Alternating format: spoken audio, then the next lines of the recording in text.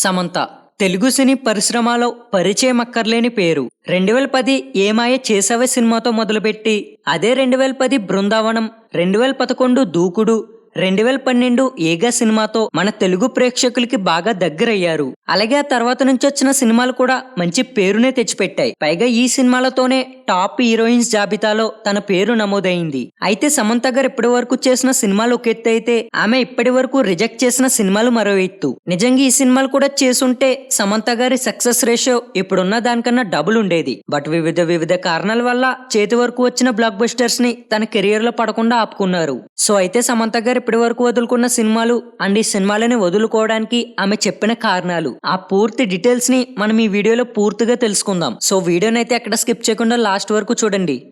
Movie number 1 ఎవడు. 2014లో వచ్చిన ఈ ఎవడు ఎంత సెన్సేషనల్ అయ్యిందో మీ అందరికీ బాగా తెలుసు.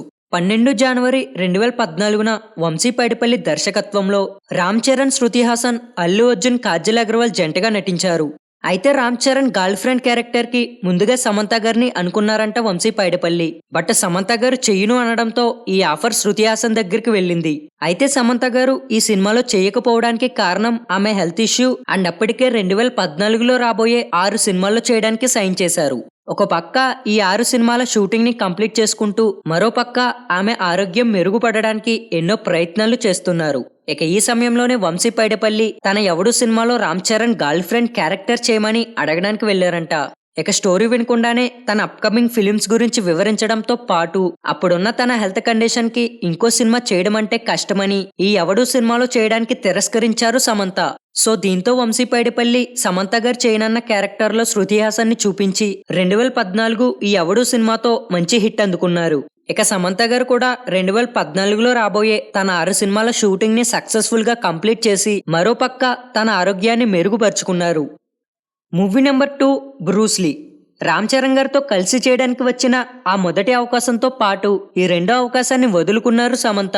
అదే 2014న శ్రీను వైట్ల దర్శకత్వంలో వచ్చింది ఈ బ్రూస్లీ. రామ్ చరణ్ తో పాటు రకుల్ ప్రీత్ సింగ్ జంటగా నటించారు. అయితే ఇక్కడ రకుల్ ప్రీత్ సింగ్ చేసిన రియా భరద్వాజ్ క్యారెక్టర్ లో సమంత గారిని చూపించాలి అనుకున్నారు శ్రీను వైట్ల. ఇక అనుకున్నట్టుగానే ఈ బ్రూస్లీ స్టోరీని వినిపించారంట. బట్ స్టోరీ విన్న సమంత గారు తన అప్కమింగ్ కమిట్మెంట్స్ అండ్ ఇందాక చెప్పినట్టు తన హెల్త్ కండిషన్ వల్ల ఈ బ్రూస్లీ సినిమాలో చేయడానికి నో చెప్పాల్సి వచ్చింది. అయితే ఇందాకటి నుంచి హెల్త్ కండిషన్ అంటున్నాడేంటి, అంత సివియర్ గా ప్రాబ్లం వచ్చిందా అంటే ఎస్ వచ్చింది. అదేలా అంటే లాస్ట్ ఇయర్ లో ఇక్కడ కనిపిస్తున్న హెల్త్ ప్రాబ్లం తో చాలా బాధపడ్డారు Samantha. So same problem, but ఆ టైంలో వచ్చింది స్టార్టింగ్ స్టేజ్. సో ఇందువల్లే ముందు చెప్పిన ఎవడు అండ్ ఈ బ్రూస్లీ సినిమాలని వదులుకోవాల్సి వచ్చింది. ఇక సమంత గారు నో చెప్పిన క్యారెక్టర్ ని రకుల్ ప్రీత్ సింగ్ కి వినిపించి ఆమెతో సినిమాని తెరకెక్కించారు. బట్ సినిమాకి అనుకున్నంత రెస్పాన్స్ అయితే రాలేదు. Movie number 3 I.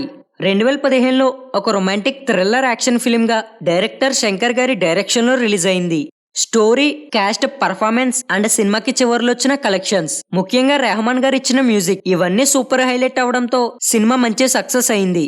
అయితే ఈ సినిమాలో కూడా ఆమీ జాక్సన్ చేసిన దియా రోల్ కి ముందుగా సమంత గారిని సెలెక్ట్ చేసుకున్నారు డైరెక్టర్ శంకర్. పైగా స్టోరీని కూడా వినిపించారంట. బట్ స్టోరీ విన్న సమంత గారికి సినిమా హిట్ అవ్వుద్ది అనే నమ్మకం కలగలేదు. పైగా అప్పుడే సుకుమార్ అండ్ అల్లు అర్జున్ కాంబినేషన్ లో రాబోతున్న సన్ ఆఫ్ సత్యమూర్తి సినిమాలో చేయడానికి అవకాశం రావడంతో అక్కడ ఓకే చేసి ఇక్కడ ఈ ఐ సినిమాని రిజెక్ట్ చేశారు.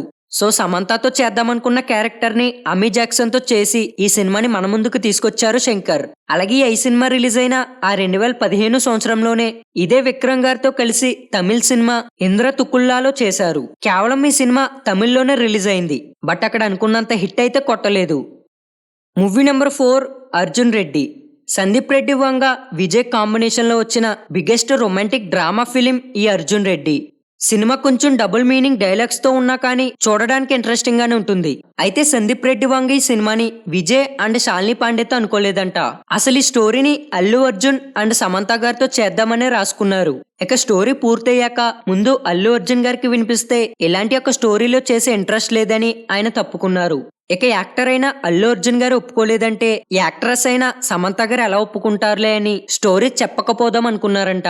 కానీ ఎక్కడో సమంత గారు ఒప్పుకుంటారు అనే చిన్న హోప్ ఉండడంతో వెళ్లి స్టోరీ వినిపించారు. బట్ వంగ గారు అనుకున్నట్టుగా అల్లు అర్జున్ చెప్పినట్టుగా ఇలాంటి స్టోరీలో చేసే ఇంట్రెస్ట్ లేదని సమంత గారు కూడా తప్పుకున్నారు. దీంతో విజయ్ అండ్ శాలిని పాండేని సెలెక్ట్ చేసి వాళ్లతో మంచి హిట్ కొట్టారు వంగ.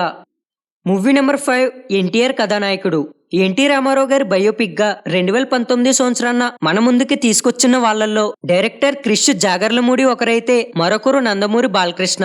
అయితే సినిమాలో చేయడానికి నో చెప్పలేదంట సమంత. అలా అని ఎస్ చెప్పారా అంటే అది లేదు. మరి రెండిటిలో ఏదో ఒకటి చెప్పాలి కదా, ఏది చెప్పలేదంటే ఎలా అని కన్ఫ్యూజ్ పడకండి.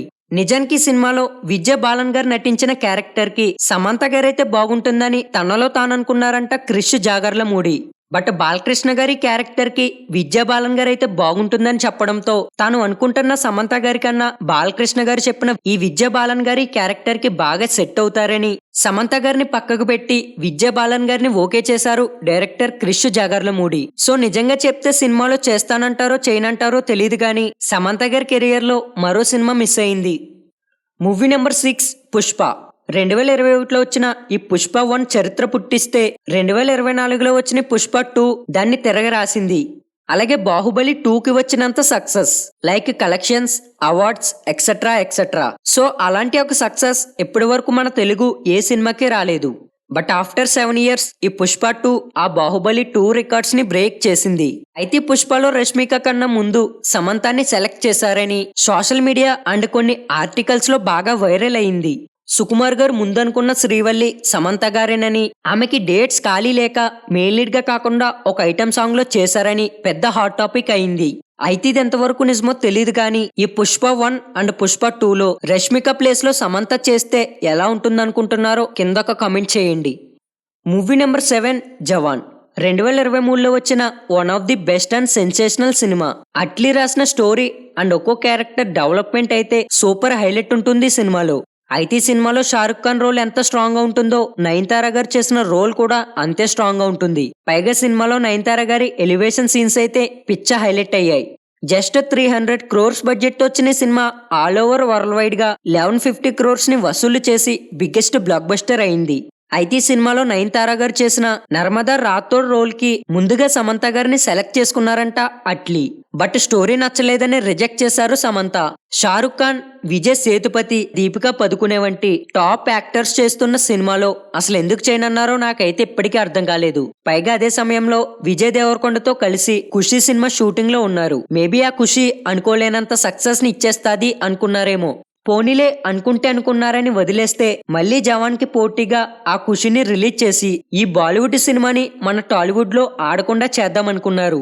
బట్ కట్ చేస్తే మాక్సిమం అందరూ ఈ జవాన్ సినిమాని చూడడానికి ఇష్టపడ్డారు except Vijay and Samantha fans.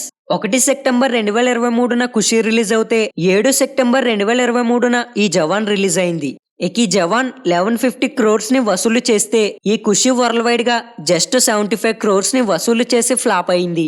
But నాకైతే ఈ జవాన్ సినిమాలో చేయడానికి వచ్చిన అవకాశాన్ని యూజ్లెస్ గా వదులుకున్నారేమో అనిపించింది. సో మీరే చెప్పండి, ఈ జవాన్ సినిమాలో నయనతార గారు చేసిన రోల్ ని వదులుకుని తప్పు చేశారా లేదా అని. Movie number 8 Dasara. 2023లో వచ్చిన ఈ పీరియాడిక్ యాక్షన్ డ్రామా ఫిల్మ్ లో ఈ వెన్నెల క్యారెక్టర్ కి ముందుగా సమంత గారిని సెలెక్ట్ చేసుకున్నారు డైరెక్టర్ శ్రీకాంత్. ఆల్మోస్ట్ ఈ సినిమాలో చేయడానికి ఓకే చేశారంట సమంత. బట్ లాస్ట్ మినిట్ లో సినిమాలో కొన్ని మార్పులు చేయమని, అలా చేస్తేనే ఈ సినిమాలో నేను చేస్తానని చెప్పారంట. బట్ స్టోరీని మార్చడం ఇష్టం లేక కీర్తి సురేష్ ని సెకండ్ చాయిస్ కింద ఎంచుకుని స్టోరీ వినిపిస్తే స్టోరీ నచ్చడంతో ఓకే చేసి మంచి హిట్ మూవీని తన ఖాతాలో వేసుకున్నారు కీర్తి సురేష్. సో ఇలా ఈ దసరా సినిమాతో కలిపి టోటల్ 8 సినిమాలని రిజెక్ట్ చేశారు సమంత. అయితే సినిమాలలో సమంత గారు ఏ సినిమా చేసి ఉంటే బాగుండు అనుకుంటున్నారో కింద ఒక కమెంట్ చేయండి. ఇక వీడియో నచ్చినట్టయితే లైక్ చేసి మా ఛానల్లో ఉన్న కంటెంట్ కనుక నచ్చినట్టయితే ఛానల్ కి వెంటనే సబ్స్క్రైబ్ అయిపోండి. See you in next video. Thank you.